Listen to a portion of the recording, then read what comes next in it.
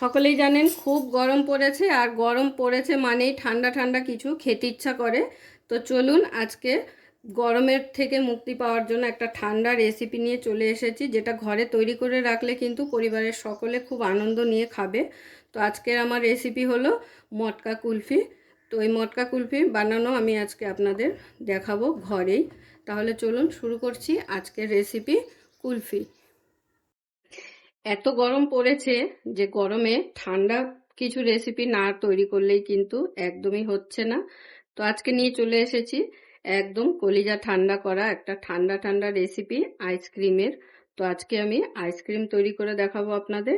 তো আইসক্রিমটা তৈরি করার জন্য কুলফি আইসক্রিম তৈরি করব। তার জন্য আমি এখানে 1 লিটার লিকুইড দুধ নিয়ে নিয়েছি প্যাকেটের। আর এটা তৈরি করতে আমার লাগছে পেস্তা বাদাম। পেস্তাগুলো আমি ছাড়িয়ে নিয়েছি আগে থেকে।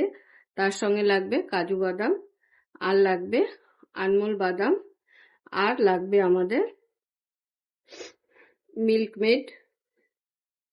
তো চলুন শুরু করছি আমাদের আজকের রেসিপি কুলফি আইসক্রিম। তো প্রথমে আমাদের দুধটাকে খুব ভালো করে জাল করে একটু ঘন করে নিতে হবে। তো যে পাত্রে আমি দুধটা জাল করব, আমি সেই পাত্রেই কিন্তু দুধটা আগে থেকে ঢেলে নিয়েছিলাম। এবারে গ্যাসটা ধরিয়ে দিলাম আর দুধটাকে খুব ভালো করে জাল করে ঘন করে নেব। দুধটা যতক্ষণে জাল হচ্ছে ততক্ষণে কিন্তু আমাদের এগুলো গুঁড়ো করে নিতে হবে।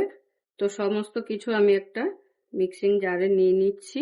এবারে এগুলো একটা শুকনো ডাস্ট রেডি করে নেবো, আর এর সাথে দিয়ে দেবো 2টো এলাচ।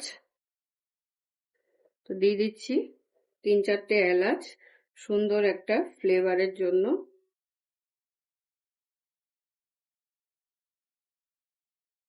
তো দেখুন আমার গুঁড়োটা রেডি করে নেওয়া হয়ে গেল।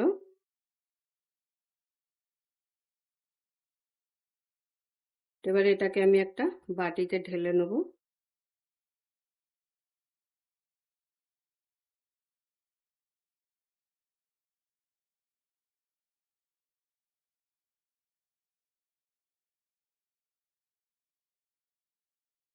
একদিন যদি একটু কষ্ট করে বানিয়ে রাখেন তাহলে কিন্তু ঘরে বসে 2 দিন খেতে পারবেন।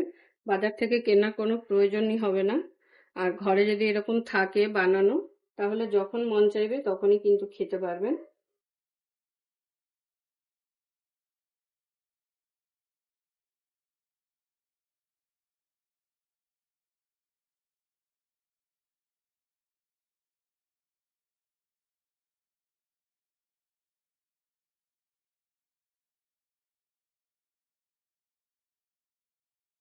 তো 1 বাটি কিন্তু আমাদের গুঁড়ো রেডি হয়ে গেল। এবার আবার চলে যাব দুধটা দেখতে। দুধটা কিন্তু ফুটে উঠেছে। এই যে দেখুন দুধ কিন্তু আমার ফুটে উঠেছে। এবারে দুধটাকে জাল করতে করতে আমাদের খুব ঘন করে নিতে হবে। তো দেখুন দুধটা জাল দিতে দিতে কিন্তু অনেকটাই কমে এসেছে। এবার একটু অল্প করে ক্যারামেল তৈরি করে নেব, আর সঙ্গে কিন্তু কনডেন্স মিল্কও অ্যাড করব। তো চলুন একটুখানি ক্যারামেলটা রেডি করে নিই। তো ক্যারামেলটা তৈরি করার জন্য এপাশে একটি সসপ্যান বসিয়ে দিয়েছি। এবার দিয়ে দিচ্ছি চিনি।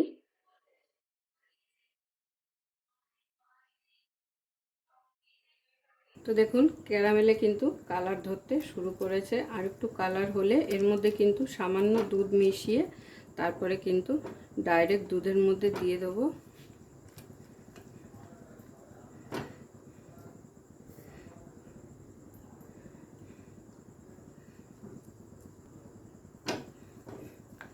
তো দেখুন কালার কিন্তু একদম তৈরি হয়ে গেছে। এবারে আমি এর মধ্যে হাতা দিয়ে অল্প করে দুধ দিয়ে দেবো।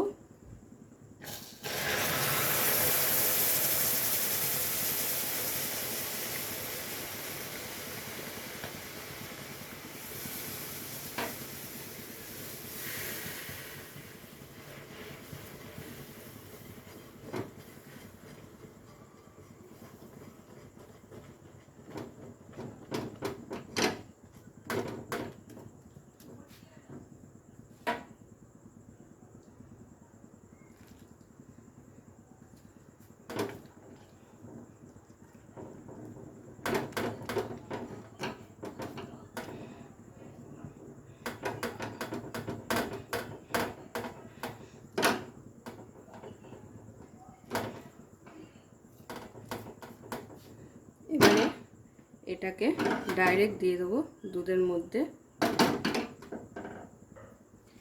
তার আগে দুধের মধ্যে দিয়ে দেবো যে পেস্টটা রেডি করে রেখেছিলাম, সেই পেস্টটা।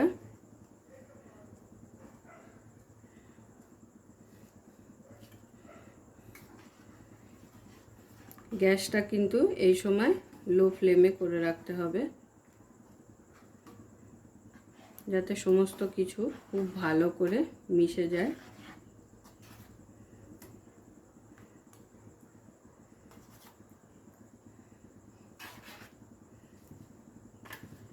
এরপরে দিয়ে দেবো কনডেন্স মিল্ক।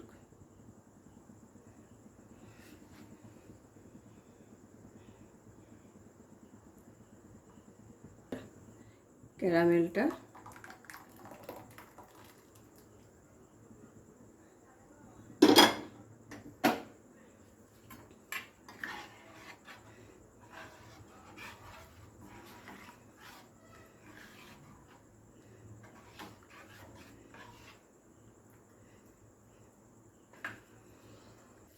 তো দেখুন আমি জাল দিয়ে কিন্তু খুব ভালো করে ঘন করে নিয়েছি। এই থিকনেসটাই কিন্তু রাখতে হবে, আর কিন্তু এটাকে ফোটাবো না। এবারে গ্যাসটাকে অফ করে দেবো, আর যেটার মধ্যে জমাতে দেবো কুলফিগুলো, সেগুলোকে এবারে রেডি করে দেবো। এবারে যে পাত্রে জমতে দেব সেই পাত্রগুলো কিন্তু আমি একদম ধুয়ে রেডি করে নিয়েছি। তো এবারে এই পাত্রের মধ্যে আমি হাতা দিয়ে এক এক করে ঢেলে ভর্তি করে নেব।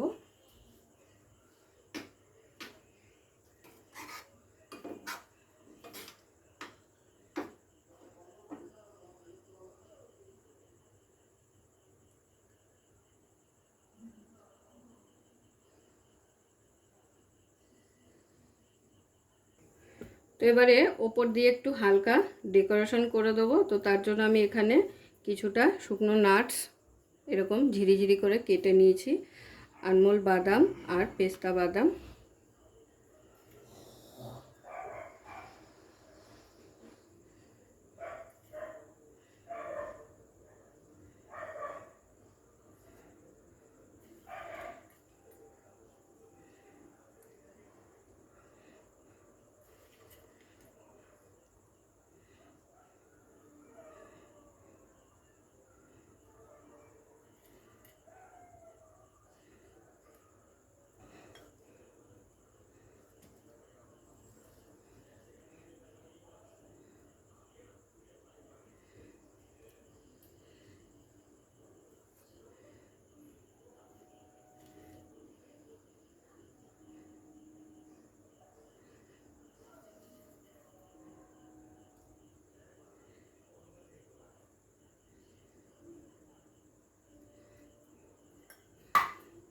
তো ডেকোরেশন করা তো হয়ে গেল। এবারে রাংতা পেপার দিয়ে চাপা দিয়ে ফ্রিজে রেখে দিতে হবে।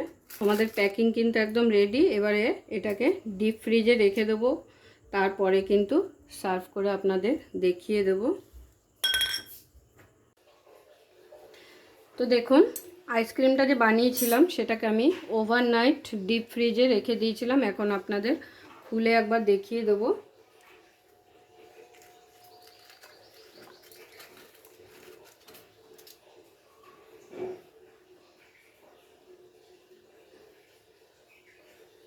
খুব সুন্দরভাবে কিন্তু সেট হয়েছে আর জমে গেছে।